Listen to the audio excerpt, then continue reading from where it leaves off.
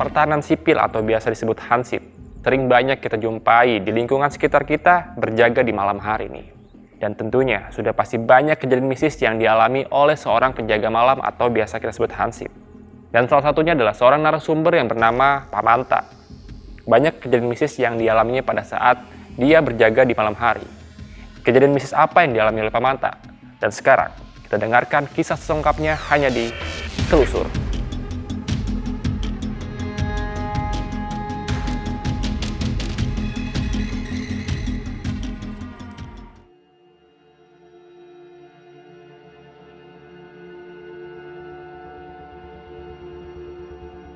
Assalamualaikum warahmatullahi wabarakatuh. Waalaikumsalam warahmatullahi wabarakatuh.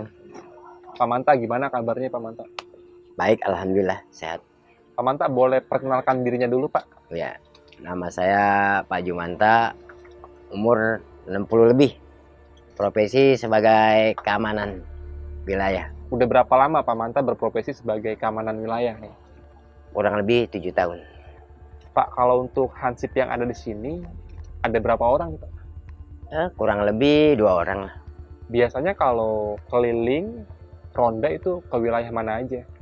Ya, kewajiban kita sebagai anggota Hansip RW 03 mengitari wilayah kita dari RT 1 sampai 16. Kita harus kelilingi sebagai anggota Hansip RW 03. Kalau tugas ronda mulai jam 10 sampai jam 12 teng, kita mulai start keliling sampai jam setengah 2 dan sampai jam 3, jam 4 pulang ke rumah.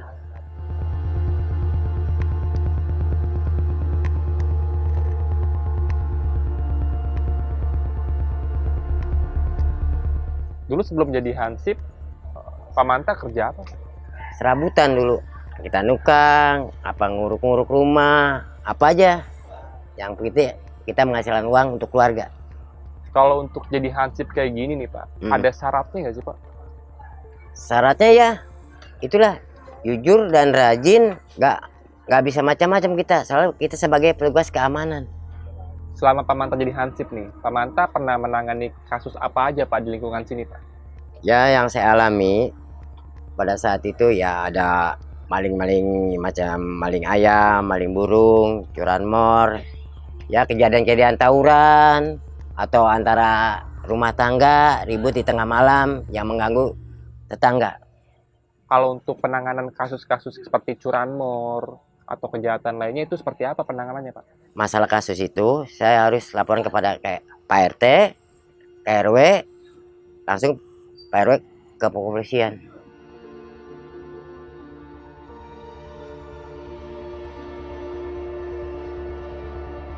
Selama jadi hansip nih, Pak Manta pernah ngalamin kejadian mistis yang serem-serem nggak sih? Sering bang, sebab kan saya sering keluar malam. Masalah mistis saya sering alami. Boleh ceritain sedikit gak nih kejadian yang Bapak alamin? Pernah, waktu saya keliling, keluar malam diikutin pocong.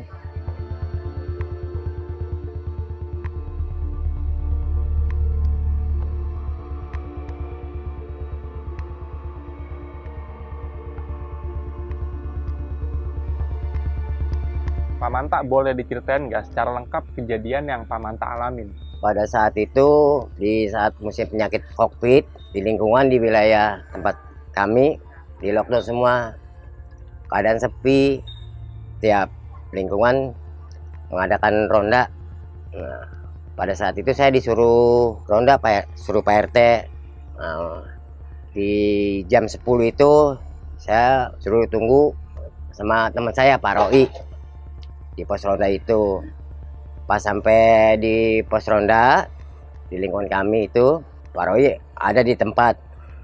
Dan jam 10 itu saya berangkat, izin sama Pak Roy, langsung saya keliling wilayah. Keadaan sepi, tanpa seorang pun keluar, keadaan mencekam. Tiap lingkungan tuh sepi semua, tiap gang. Pada saat saya keliling wilayah, perasaan saya ada yang ngikutin. Saya jalan terus, lama-kelamaan saya berasa merinding bulu nih. Kok masih aja ngikutin saya? Saya bilang, lu jangan ganggu kerjaan gue dah. Gue lagi tugas nih, jaga ronda di lingkungan. Dehem di belakang. Berini mulu saya nengok. Nggak ada orang. Saya jalan lagi. Terus saya menyusuri wilayah yang sepi tanpa seorang pun ada di tiap gang. Sampai jam 11 dan jam 1 saya pukul tiang listrik. Pas gue mukul tiang listrik, teng! Mukul tiang listrik ada yang nyambit. Belakang saya pakai pasir. Saya nengok ke belakang. Nggak ada siapa-siapa. Pas saya lihat ke depan, jarak 10 meter, kayak pocong. Pas pocong hilang, bau. Saya sampai muntah-muntah. Pas saya muntah-muntah, saya lihat lagi di gang, ada lagi. Saya sebagai petugas ronda, ingin tahu dong siapa. Saya uber lagi, nggak ada itu. Langsung ke gang, kabur ngilang. Wah, kalau gitu nggak beres nih. Jadi pada nggak beres kayak gitu, jadi ganggu terus, ya lebih baik saya pulang ke pos ronda. Pas saya pulang ke pos ronda, temuin Roy. Nggak beres nih urusannya. Gue digodain pocong di sana di gang. Nah, Roy gantian. Di jalan saya istirahat, di pos ronda. Akhirnya Roy ngomong sama saya, udah tak, gue keliling dulu. Ya, udah. Pas dia keliling, udah lihat dari pemandangan saya, nikung ke gang, tiba-tiba datang dari belakang. Kok Roy udah datang dari sana? Dia bilang, oh tak, gue nggak berani tak. Tadi barusan bukan lewat situ? Kagak, gue nggak lewat situ. Dia bilang gitu. Tadi barusan siapa tuh? Yang belah sono tadi di gang ujung no. Dia bilang tahu, gue keliling sono. Ya, kalau begini udah dah, sini aja dah. Jadi kita jangan kemana-mana dah, sini aja dah, berdua. Wah, nggak bener nih kalau begini nih urusannya nih. Ya udah kita istirahat aja berdua di pos dah. Ya, kalau lu ada rokok nggak? Gue nggak ngerokok tak. Dia bilang, ya udah ngopi-ngopi aja dah.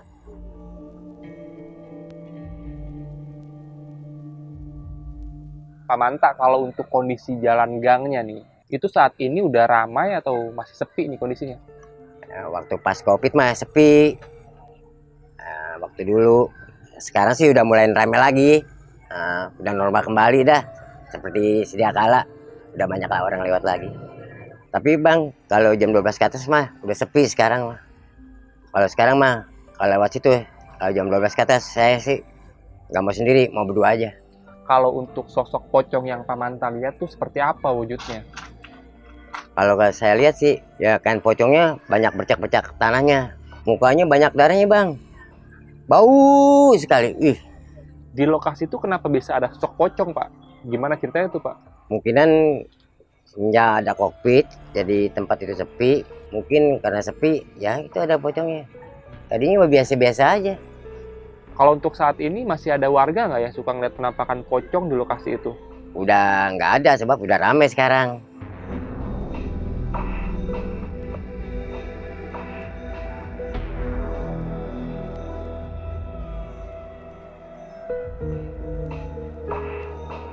Pada saat itu musim hujan, banjir sedengkul lagi.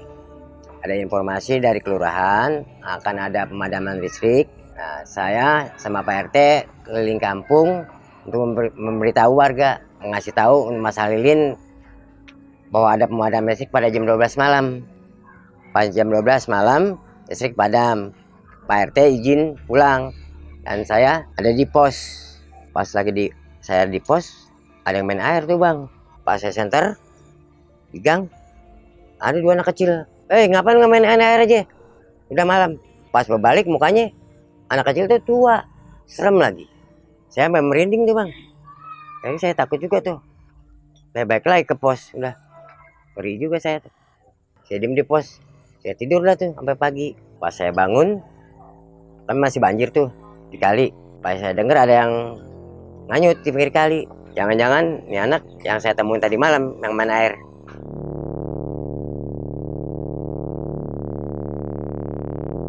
Di lokasi ini memang sering banget banjir ya Pak. Alasannya kenapa tuh Pak?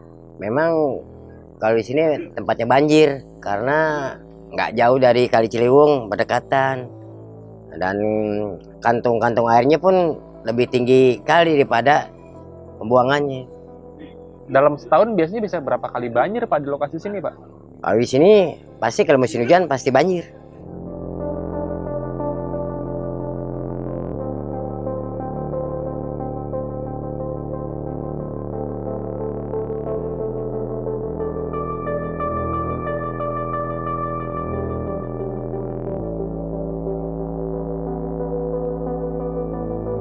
Waktu itu saya mau jadi ansip, saya keliling-keliling di wilayah di gang wilayah saya Pada saat itu saya keliling, ada rumah kosong, satu kamar.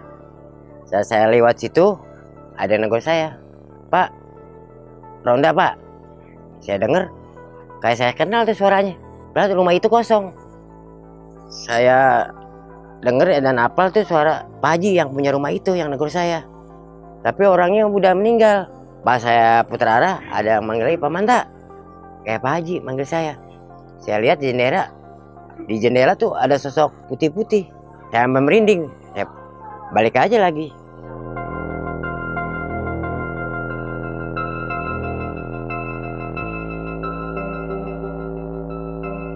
Nih Bang, ada kejadian nih. Saya lagi duduk di pos ini nih yang saya dudukin. Tiba-tiba ada yang ketawa. Saya lihat ke atas, ada yang nanggir ke atas.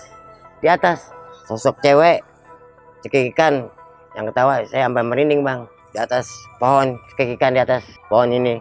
Merinding saya, rambutnya panjang, serem. Saya langsung aja pulang ke rumah. Oh, jadi kejadiannya di lokasi yang tempat sekarang kita dudukin ini nih? Ya bener, ini tempatnya. Nih, di atas pohon ini ketawanya. Oh, di atas pohon ini nih? Di atas pohon ini bener. Kita lagi duduk begini, ketawa ini cekikikan. Rambutnya panjang lagi. Langsung aja saya pulang. Pak Manta, terima kasih banyak nih. Pak Manta sudah mau menceritakan kejadian-kejadian mistis yang pernah Pak Manta alamin. Pak Manta, suka dukanya jadi hansip apa sih Pak? Ya, suka dukanya. Sukanya ya lah kalau kita lagi ketemu enak.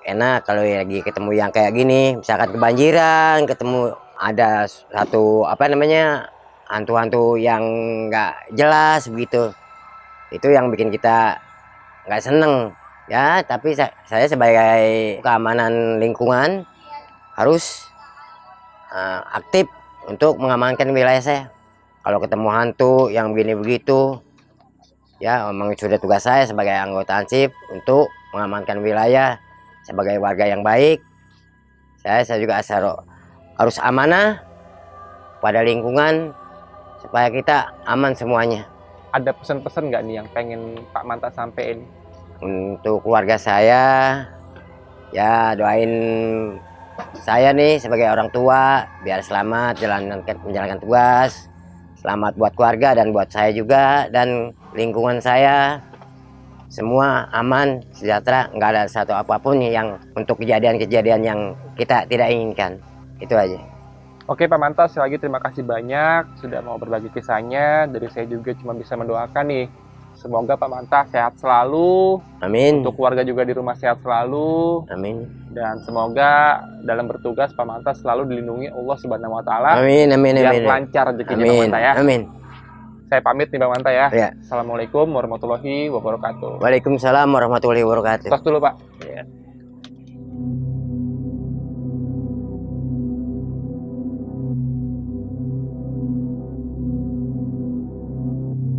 Terima kasih banyak untuk kalian yang udah nonton video ini dari awal sampai akhir.